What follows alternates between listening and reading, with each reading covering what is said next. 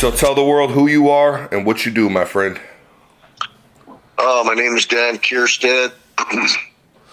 I own Wasatch Mountain County Corsos and also Wasatch Mountain Canine.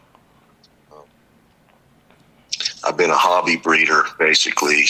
My first litter, I want to say 1992, 93 maybe. Acquired the dogs in 88, 89. I actually seen my first Connie Corsos in like 84. We can get into that, and people thinking that they just got here in 88, which isn't true. Corso been worldwide since the 70s. But, yeah, I've been training dogs probably 40 years now. Had Rottweilers and, did a lot of shits and work and always been real interested in personal protection. So that's always been a big thing in my life, anything combat, hand-to-hand, dogs, all that stuff. So it was, and I do like large dogs, little bit of experience with the pit bull in the 80s with my family, but mostly protection. I gotcha. Well, let me ask you this first and foremost. What is your opinion on the whole American line versus Italian line Cane Corso?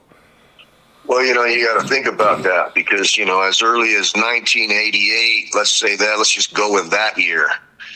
They all came from there. They all came from Italy. They didn't come from here. It's an Italian breed. As Americans, we do whatever we want. Okay, we don't follow the fucking rules, so to speak. We make them big, we make them small, we change the colors, we do all kinds of stuff, right? So in the end of it, I've seen big ones in Italy, I've seen little ones in Italy, I've seen big ones here and little ones here. I don't really go down that road with them. I feel like you can get a better dog in the U.S. now versus, when I started, there was probably 5 of us, literally 5 breeders in the U.S. We had to rely on each other, and we had to go to Europe. So, as far as American versus Italian, I don't really even think about it. You know what I mean? It's a Cane Corso. It's a version of a band dog. Everybody's got their version of it and what they want. Unfortunately, 99% of them are doing wrong by the breed. So we got a bunch of people out there that need heavy education on it so that they understand that, just because it came from Italy doesn't mean it's going to be better than the dude in your backyard. He could have a better set of dogs. So it honestly, in my personal opinion, it's knowledge of the breeder, what he's doing, how he's breeding, and you can get that on either side of the pond. Would you say? I'll tell you, there's not a lot of people in Europe that I trust. There's a couple that I love and I use, but in my life, I've been doing this so long. I use my dogs. So right. Would you say your dogs come more from import or more from the Satilli stuff? That I didn't do anything from Mike. Oh, okay. Okay. Gotcha. That's a big story right there. Mike was an exciting guy at first, right? He was like, I'm bringing these dogs in, I'm doing this, I'm doing that. I think he got overwhelmed and couldn't supply for the demand. So Mike mixed up some dogs. He had a Rottweiler to him. It's where you're getting the black and tans. Now there was black and tans pre Mike Satilli, whatever you want to call him. But his breed really, that's where that comes from. Okay, so you have to understand that, yes, he does have some props coming to him for running these dogs here, but he didn't do things the way he was supposed to. And once we found out about that stuff, it was too late. There was hundreds of them out there. So that's where the color's been DQ'd. So you don't get the black and tans. You don't get the blue and tans. You get them, but you just don't breed them. You're not supposed to. You shouldn't. right? Mm-hmm. You should stick with the true Cane Corso. So on my end of it, I brought dogs in personally, and I still have those lines today. I did a pretty good job. One of the things I kicked myself in the ass for not doing is freezing semen out of some of my studs that I had in the early 90s. Wasn't even a thought process for me. You know what I mean? I just didn't even think about it. And I really beat myself up for that because I had some super dogs back then. Some very forward, aggressive dogs, powerful dogs that I could, really, I would really love to have those dogs back right now. Is what I'm saying. Mm-hmm. So as far as colors are concerned, what, for the people listening who want to be educated on the Corso, what are the acceptable colors? What are the ranges? Cane Corso, as far as registration goes with the AKC, you got the gray and the brindle, gray brindle. You got the chestnut brindle, black with brindle. You got a fawn. You got a Formentino. You got a red. The reds we can have brindles. Okay. Mm-hmm. The fawns have to have a black mask. Mm-hmm. The Formentino has to have a blue mask. The reds have to have a black mask. Now you got this color chart running around the internet. It's got 13 colors on it. Reverse brindle is a term. It's not a color, and it's not even on the registry. You can't even check it. Okay. Mm-hmm. And they also, the AKC kind of messed up. I don't know if it was the parent breed club that did it or if it was the AKC, whatever. They got Formentino as a fawn with a blue mask. There's no such thing as that either. They're not the same color. Okay, you put a Formentino right next to a fawn, it's night and day. They're totally different dogs. Formentino's a diluted dog. Mm. They should have a check mark for Formentinos because it's an acceptable color, but they register it as a fawn with a blue mask, right, instead of a fawn with a black mask. Okay. So I disagree with that wholeheartedly, right? And there's no black and tans or blue and tans on the registry. There's never been a Merle Corso in history of this breed, ever. Mm-hmm. Okay. Now all of a sudden, I had a discussion with a lady. She's 24 years old, dude. Okay. She told me that the Merles with an original color had been there since the day of time. I highly doubt that. Well, well, obviously not, right? But, yeah. But I'm not gonna have conversations with kids that I've been breeding dogs longer than they've been alive. I'm not gonna even go down that road. I just told her, you need to do some research, and that's the way that is. Merle is a infusion of colors. The color gene gets confused and mixes itself up and just goes crazy, right? And it causes extreme health issues. I don't care what anybody tells you, and especially if you're line breeding those things. Mm-hmm. So you never want to do that. And it comes from the Dane. Obviously, they didn't use they could have used the Alapaha or something like that, but it was mostly the Dane, the Great Dane, so that they have the size. People aren't, they're not as smart as they think they are. Mm-hmm. But that's where that comes from. There are some other colors like the straw. The straw was implemented into the breed before the standard. The ranchers did that on purpose. They wanted the dogs to blend in. They used the Abruzzi. They wanted the dogs to blend in with the haystack so the predators didn't see them. The ranchers did things like this because it was purpose. There was a purpose for it. They were working dogs, and the dogs had a job on the ranch, and whatever they needed to do to make that dog do his job better, they did. So they implemented quite a bit of different breeds pre-standard. Okay. Mm-hmm. And so when the standard hit, and look, the Neapolitan and the Cane Corso at some point were in the same belly. Just like, for instance, the Malinois and the Dutch Shepherd, same thing. At some point, they're the same breed. Brindle ones, black ones, or the Dutchies and the fawns or whatever they call them, or the Malinois. Breed them as such. That's the standard we're going to choose. Same thing with the Cane Corso. In the beginning, there was three. There was the Neo, the Corso, and the Cane Depressa. And, they got rid of the Cane Depressa and just called one Cane Corso and the other one Neo. That's the way we want you to breed them. Do that. Standardize them. Mm-hmm. Okay. So for an example, when they did the Dogo Argentino, those doctors were very strict. They got what they wanted. They didn't allow people to mix the dogs with anything. If you did, you were banned.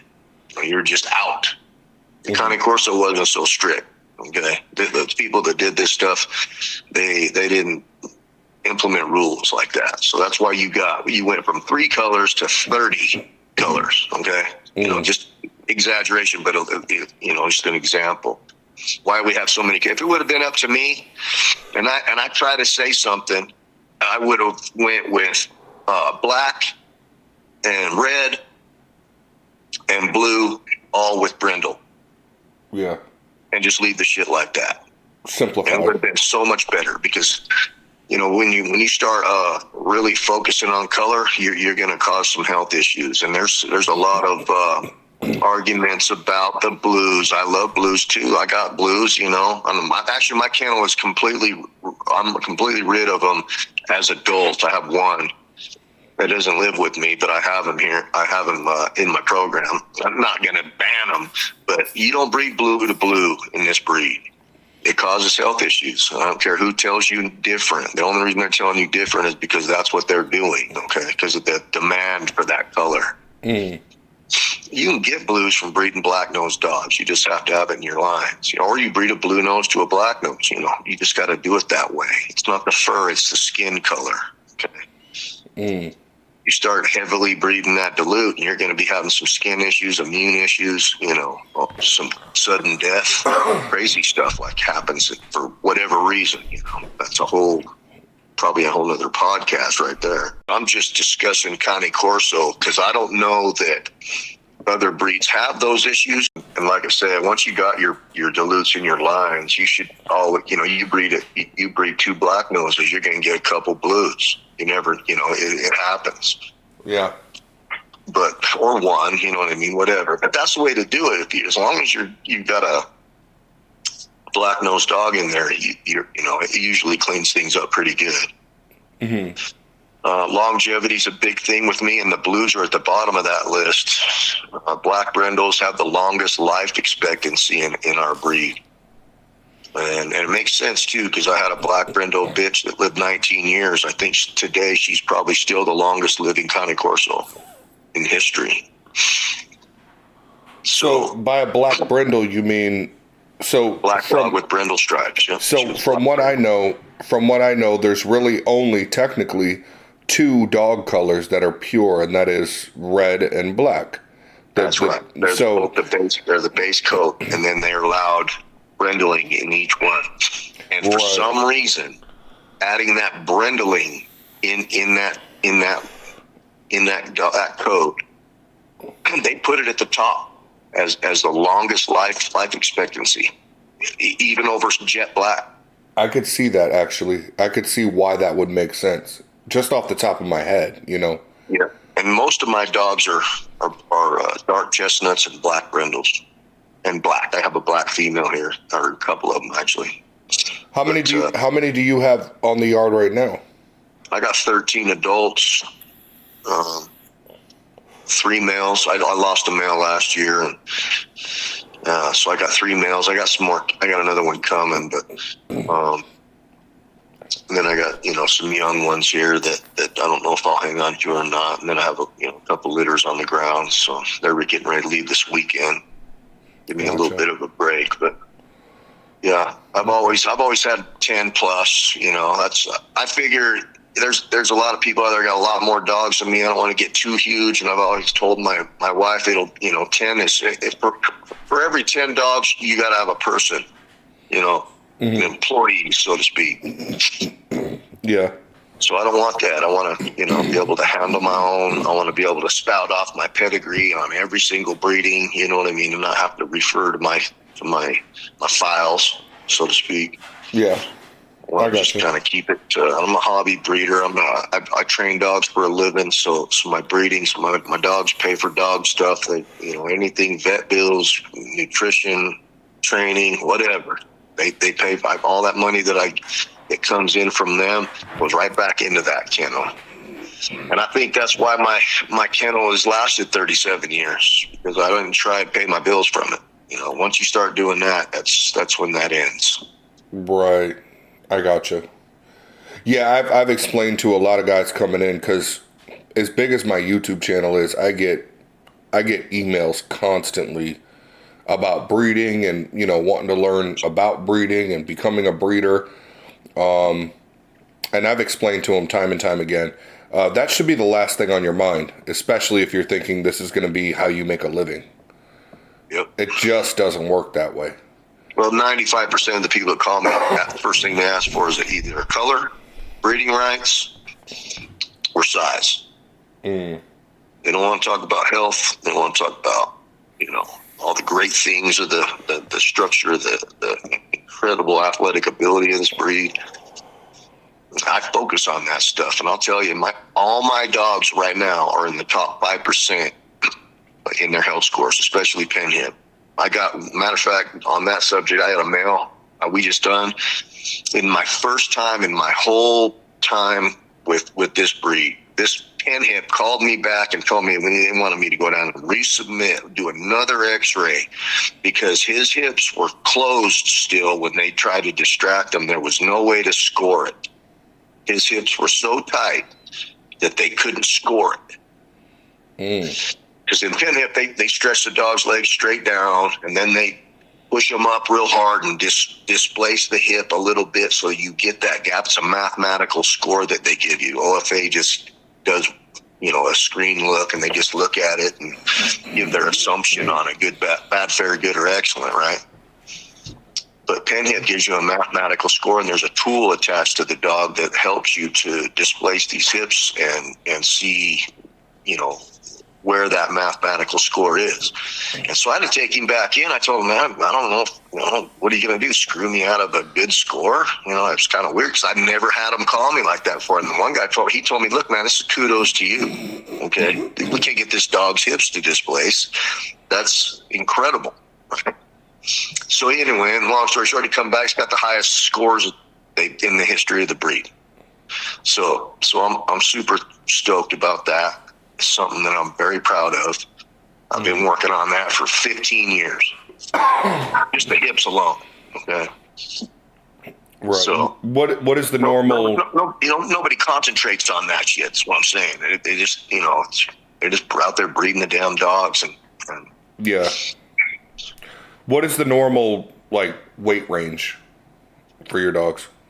My dogs, well, so that's another I have really old lines, so I have a lot of big dogs that pop up. Okay, so 3 times in the last, whatever time I've been in this 37 years, I've produced a 200-pound Cane Corso. Okay, I produced a 207-pound Cane Corso lately. He's probably 3 years old now, 4 years old. He's recorded as the largest Cane Corso in the world. I bred him to the smallest Cane Corso in the world, because I'm not trying to actively do that. It's just a gene that comes out, because at some point these dogs were very large, right? So my dogs vary, 100 pounds, 150 pounds. You don't concentrate on that. And your dog, I don't give a shit if he's 100 or 150. He better run like the wind. He better be able to stop and come back just as fast as a pit bull. In my eyes, that's what I look for. In my mind, I'm not just a breeder. I'm a trainer. I like to work dogs. I love big dogs. I want a dog I have a dog that's 136 pounds right now. He's 7'9" wall. He can go, and he did the 20-mile AD. Didn't even bother him. Okay, longevity we want, endurance we want. Health we want, speed. Okay, speed is power. I want them hitting them decoys at full speed. So I don't care how big they are. If you want to ask me my ideal weight for a male, 125, ripped. That's a badass dog right there. Okay. He's fast. He hits like a linebacker. You know what I mean? Moves like a running back, so to speak. It's just a beautiful dog. For a Corso, I can see right now, that. 9 out of 10 people that tell you they got a 150-pound dog, he's 100 pounds. Because they never weighed him. They just guess him.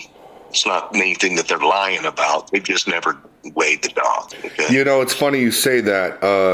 One of my best dogs I've ever owned was my Rottweiler, and I mean head to toe, full, perfect standard, everything. Great, great dog. Everybody used to always ask me like, "What is he? 150 pounds?" And I'm like, "No, he's 100 pounds." Yeah, he's 90 Flat. fucking pounds. Yeah, and you know what? Because dogs' weight's so deceiving. Okay. Yeah. And when you look at a 200-pound dog, that will school you. It will educate you right on the spot. You will feel like a damn fool for saying how much your dog weighs. Okay. Yeah. Yeah. This dog, I brought him back here, and like I said, I brought him back here and bred him to so I could have bred him one of my big bitches and throw a whole litter of 170-pound dogs. It's not a goal of mine. This dog's structure and movement was insane for a 200-pound dog, and his temperament was phenomenal. Okay, I bred him to a 95-pound female that had more freaking drive than a lot of Malinois out there right now. She's nuts. Okay, dog's just insane. None of those males broke 150 pounds. I think the biggest one's like 142. And they move extremely well like their mother. Okay. That's good. I mean, that's as far awesome. as the size goes, I mean, I love big dogs. Don't get me wrong. You see a 170-pound Connie Corso with no fat, it's a fucking impressive dog. Okay? A very impressive dog. So I do like them, but I concentrate on speed. I don't want a dog to be so fast, and stop and turn and come back and never get tired. I hate it when a dog gets tired. The bigger you make them, the more they're going to be tired. Everybody wants to look at them, the head. It shouldn't be a head breed, but it is, because everybody sees it. And another thing, when people call, let me see the picture of the sire. Okay. Well, it depends on how you're breeding. If you're line breeding or inbreeding, yeah, you can check him out. You might even get him. And a lot of breeders will push, hey, he reproduces himself. A lot of dogs reproduce themselves. They do. And even in an outcross. But you want to look at mom and what's behind mom. That's what you're getting. Essentially, you're going to get what's behind. You might not even get her. You might get her parents or her grandparents. You know what I mean? You gotta look there. But in this country, everybody wants to see that big male. That's another thing I was going to ask you. Like, what are the percentages of, based on what you throw, what percentage of the mother comes out, instead of the father? Outcross, it's 90% plus the mother and what's behind her. Okay, when you are line breeding, it shortens it. Okay, like say you'll go niece to uncle, and you're looking at a certain male that you're trying to get, right? And you want that male on that pedigree 3 times, 2 at least, and you're hoping to get that, right?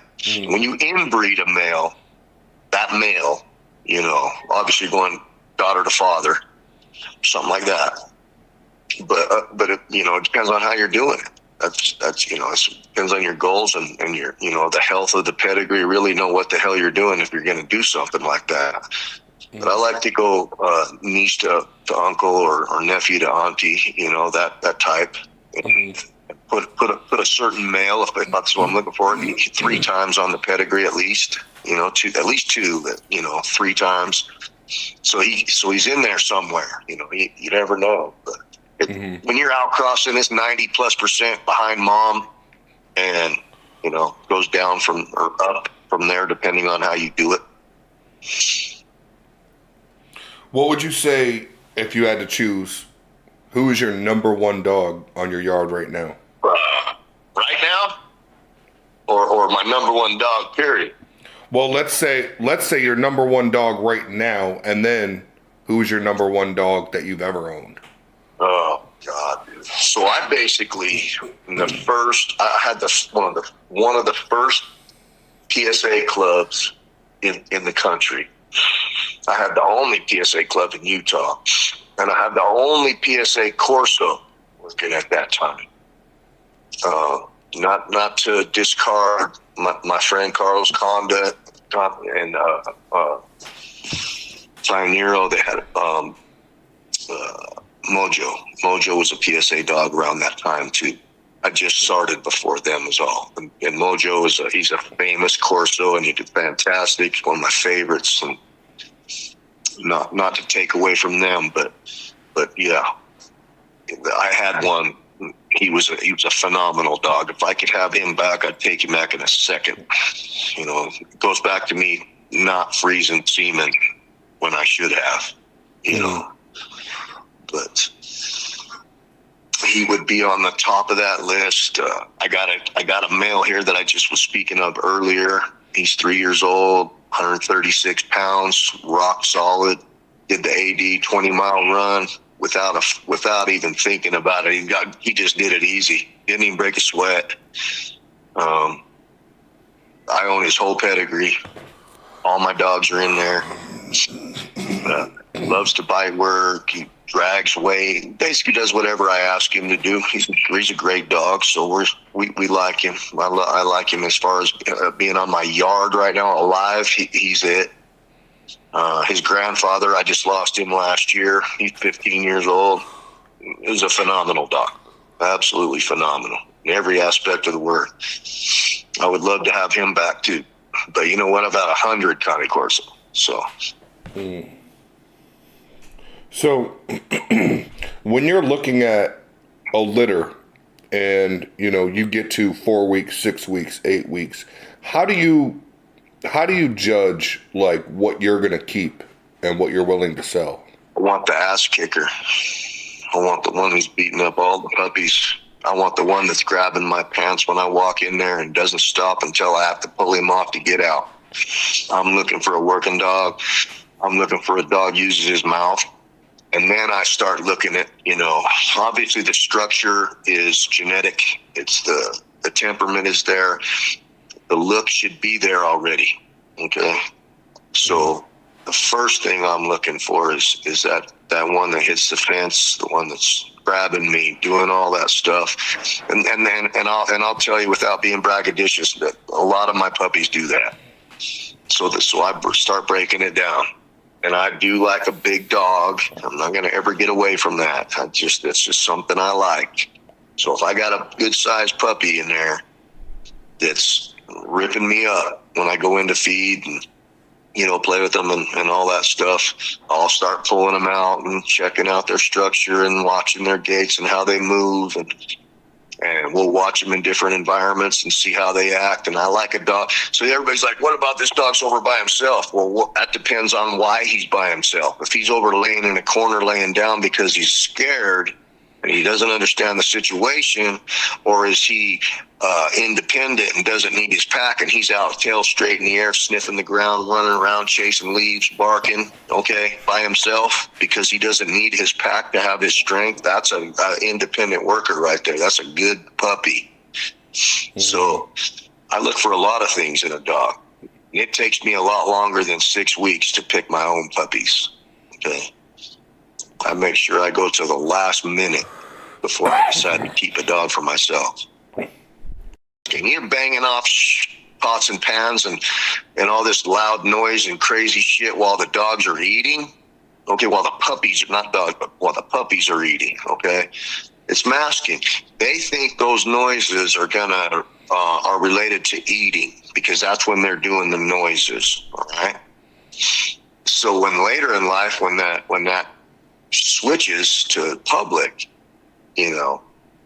it's no longer masked. The dog's going to react to it. He's going to be fearful of it. He's going to be aggressive of it. Whatever he's going to be is going to come out. His genetics are going to pop out. So there shouldn't be something that's necessary to do with a litter.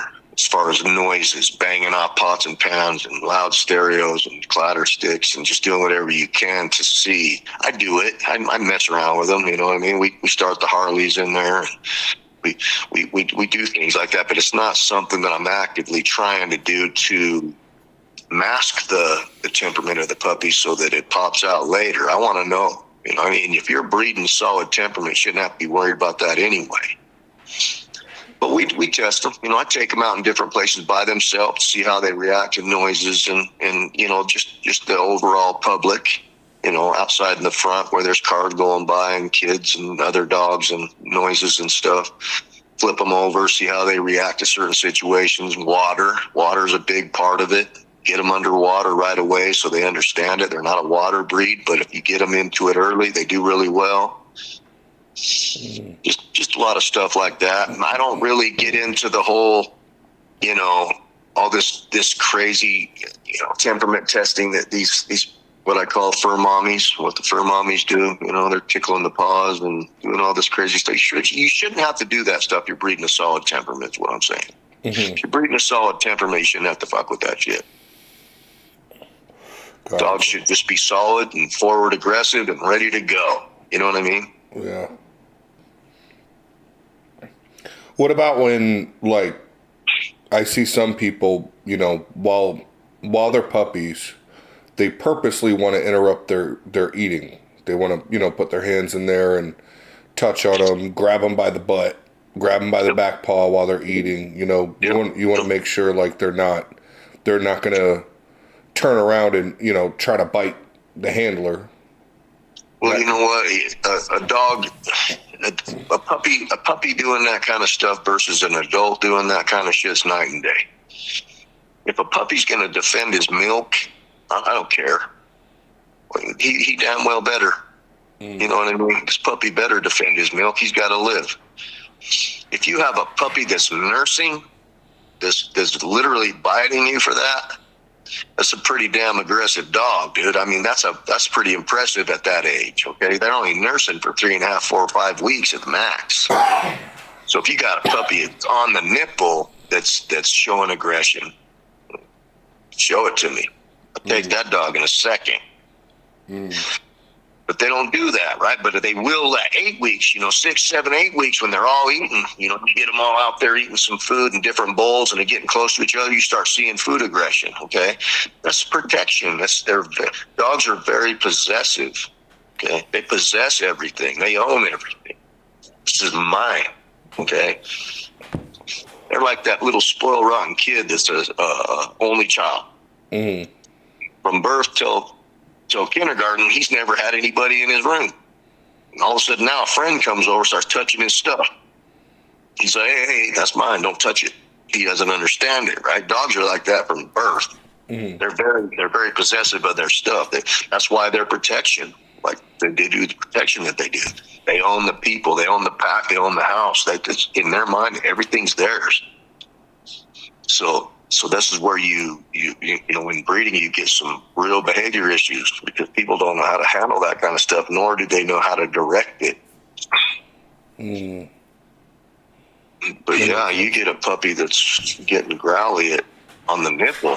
That's a good dog. Think about it. That's a survivor right there. He means business. What does your feeding regimen look like? With the dogs, with the adults? Yeah. So my dogs, I'm not prepping, okay? I'm just gonna straight tell everybody right now. I don't feed raw and I ain't prepping for, 13 freaking dogs. I'm just not doing it. I don't have time for that. I don't have time for what I do now. I mean, I'll throw in some chicken and I do lots of stuff, but they eat a high-end kibble, okay? And my dogs eat once a day and they don't eat on the weekends. I fat's my dog. I don't have any fat dogs here. Yeah. Okay. Even my bitches that have bred a couple of times, they're ripped.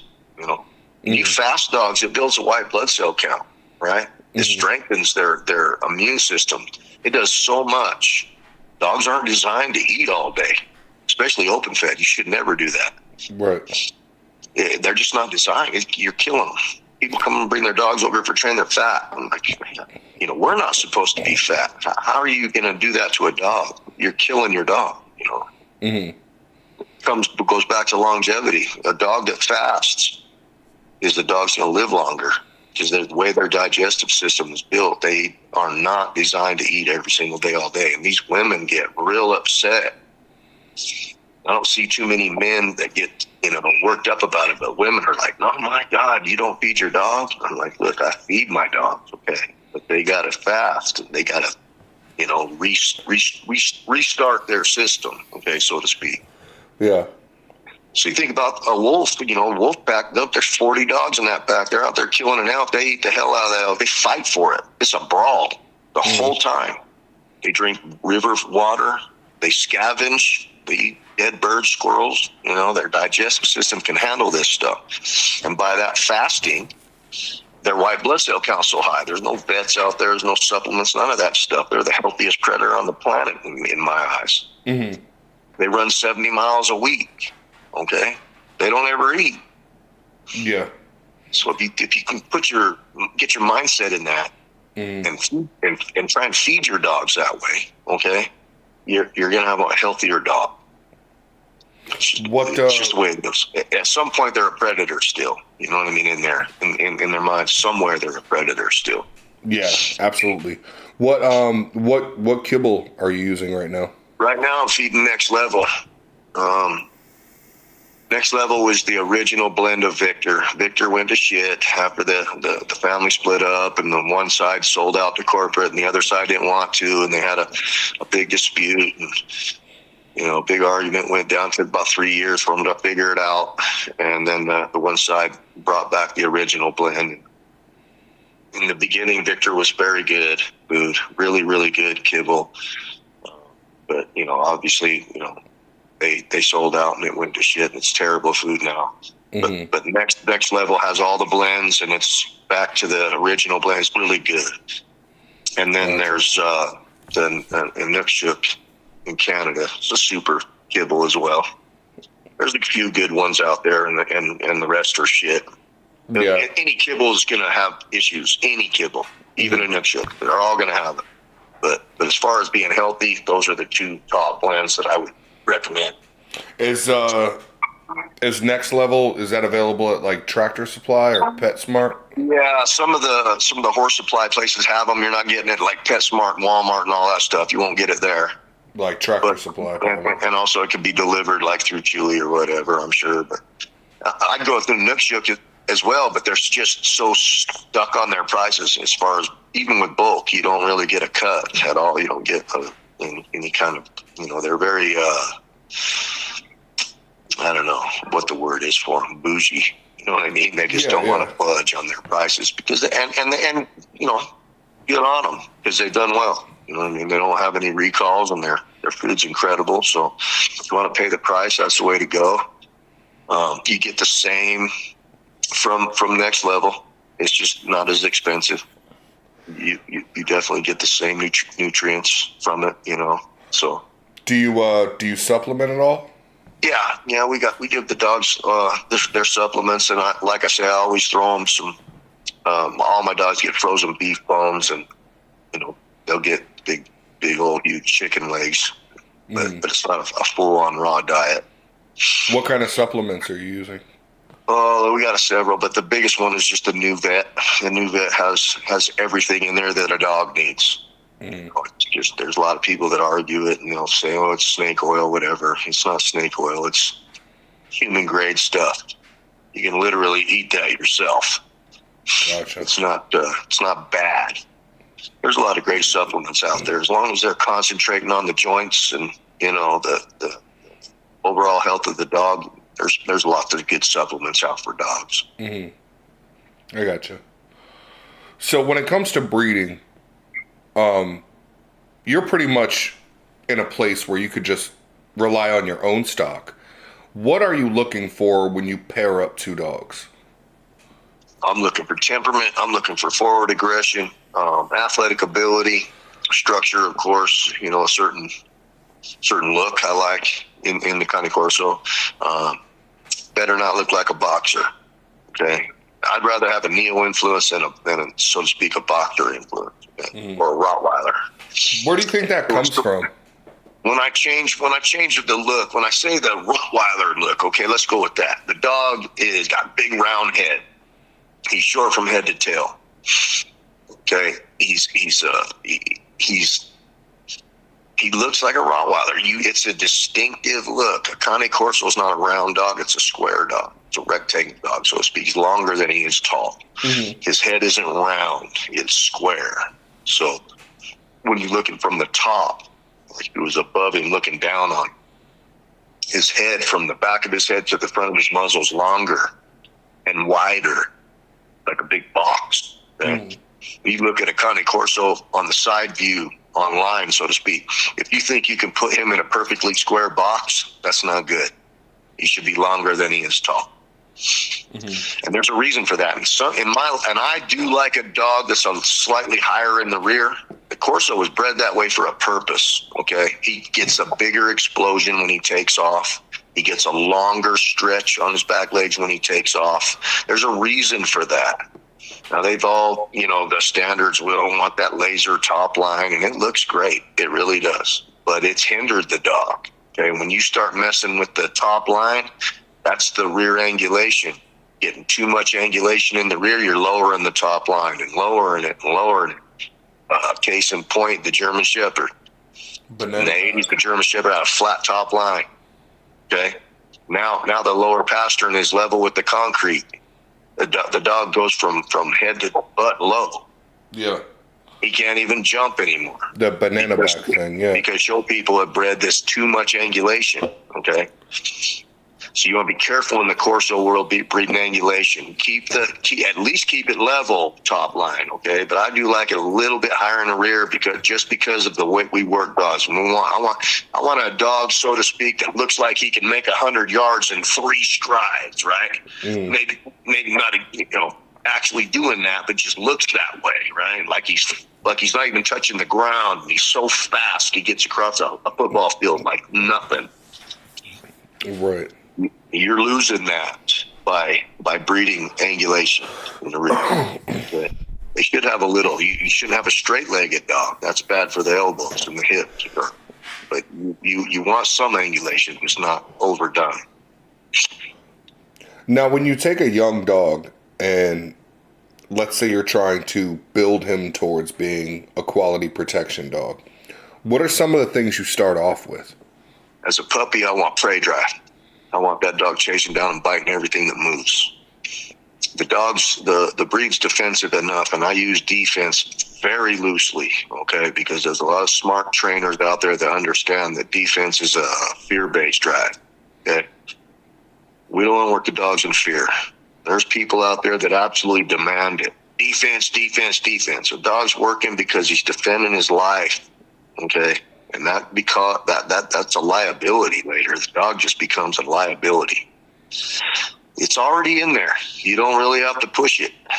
I breed a high prey drive, a high guard drive equals a high fight drive. Okay, that's a fight drive is your important drive. A dog that'll stand in there on a decoy and take the pressure. That's what you're looking for. Forward aggression. Defense is okay. It's good. You just make sure you're using it in the right terminology. Okay. A lot of people don't understand that it's a fear-based drive. If you got a puppy that you come walking in a room and he heads the other direction, growling, tail down, and gets a little, he's like, oh my God, I got to defend my life. That's probably not a puppy I would keep. Right. When I come bouncing in a room and I got puppies coming at me, tail up, barking, ready to go, even wagging their tails, and you start moving stuff side to side and they're on it. That's a puppy that I'm starting to look for, and I'm starting to break them down and do them, on their own. I love prey. I think it's necessary. Prey drive is the biggest drive in all dogs. If they don't have it, they would never survive in the wild, period. Prey drive is the drive to run down, catch something, and eat it. Mm-hmm. So you don't have prey drive, how are you going to survive? On defense alone, fear. How's a dog going to live if we stop feeding it? Okay. That's the way I look at it. If we stop feeding it and they had to go run and fend for themselves, how would they do it if they didn't have any prey drive? It just wouldn't happen. I hear you. But it depends on the breed too. There's a lot of breeds that don't have any defense. They're not defensive drive. A Malinois is not a defensive dog at all. They've got so much prey drive they don't even look out for their own, health for that matter. They laughed right into a guy at 30 miles an hour without even thinking about hurting themselves, right? But say you take a Corso or a Dogo or these dogs that catch hogs, right? Their genetic makeup tells them to grab that head and move their body around and keep their body out of harm's way. Now you get these sport people that say, "Oh God, I don't like that. The dog's weak." He's not weak. He's smart. His genetic makeup is telling him to keep his body out of harm's way. He still has a hold of you, and you ain't getting your arm out of his mouth. So how is that weak, right? Every dog's different. Malinois will come flying through there and hit you at 30 miles an hour, and you spin them up in the air, and it looks so flamboyant. Everybody loves it. It's all great. Catch a 150-pound Corso like that. It's different. Every dog is different, so you have to work each dog in a different way. You don't train a Corso like a Malinois. Train a Corso like a Corso, and he'll be a better dog in training and do better in his training because you're not confusing his genetic makeup. Malinois, you can take them out and make them walk a damn tightrope. They just don't care, Their prey drive is so high, they'll do anything for a ball. Right, yeah. I always jokingly call him the pit bull terrier of the shepherd world. They are. Tunnel vision. And a lot of people breed them to pit bulls, They want to add that muscle to them and stuff, or breed them to a Molosser. Those dogs are straight tunnel vision, man, just straight. Yeah, they're absolutely insane, I love them. I worked a million of them. I still work them. I work them all the time. They're just a dog that needs a certain family and a certain lifestyle. They got to have a job. They got to have something to do all the time. I get Corsos like them sometimes. Every once in a while you get that Corso that's just like a Mal. He's just big and strong. I like it. It's something that I like. I enjoy that type of dog. They're fun to train. You shouldn't have to train a dog to bite. You should just have to teach him why, when, and where, basically. If a dog doesn't know how to bite, that's just a genetic flaw as far as I'm concerned. That's not good. That makes sense. He should have to use his mouth. He has to use his mouth for everything. Why would he not know how to bite? My friend Stan up in Canada told me, he goes, and it made sense. In the early 90s, we had to be sure these dogs wasn't trying to kill somebody. Now it's hard to get them to bite, right? And he'll tell you 100 times over and over, nobody producing a Cane Corso litter and with every one of them are ready for doing PSA, so to speak. And it's true, they're not.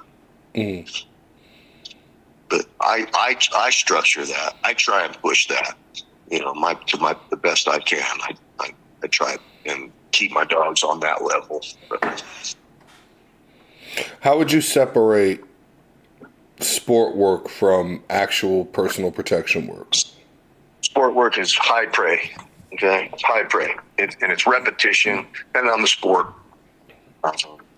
IGP, which is watered down Schützen. Okay, it's kind of like kid sports. When I played football, not everybody got a trophy, but now everybody gets one. Yeah.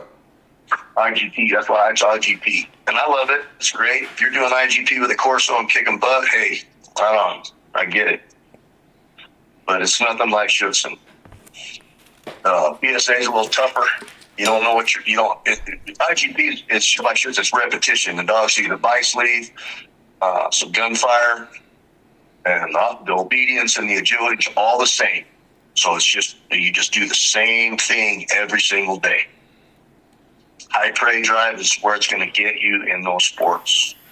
PSA, on the other hand, you don't know what you're coming up against until you get there. So you train for everything. But you need a little bit more forward aggression, a little more stability, defense, right? When APPDA, Nero started that back up, it's awesome. And I'll tell you, it's the toughest sport out there as far as I'm concerned. Them guys are, you better have a badass dog if you even want entry level in that sport. Personal protection is straight up forward aggression, and I'm going to use defense very lightly, Because it's, I don't want a dog to be fearful, but I want a dog to stand his ground if I have to deal with a man. If you put your dog on a real human that's looking to kill you and that dog, he's probably going to do it. That dog's job is to get in there and give you time to get your shit together. That's basically it. I tell everybody, if you plan on using that dog against a human, don't plan on getting him back. Right. Humans will prevail. And not every time, but, you have to keep that in mind. But a personal protection dog is not a dog that concentrates on, number one, he shouldn't concentrate on equipment at all. Drop that equipment and get right back on that man immediately. Sport dog, not so much. He's carrying, depending on the sport, especially IGP, he's carrying. We do some carrying on PSA just to build the dog's bite and his courage. But he needs to, there's multiple decoys going on in PSA, so he needs to be able to come off one decoy and go to another one, so to speak, and that type of stuff. And then the same thing in APPDA. They do a lot of crazy stuff like that. So it depends on the sport versus protection that you're talking about, because some of these sports are personal protection. Basically depending on who you're dealing with, what group. So you're starts with the breeding, number one, then the handler, then the helpers. You got all three of those things that are top of the line. You're going to have a really good experience with your dog. If one of those elements are down, it's going to drop from there, and then drop from there, and then drop from there.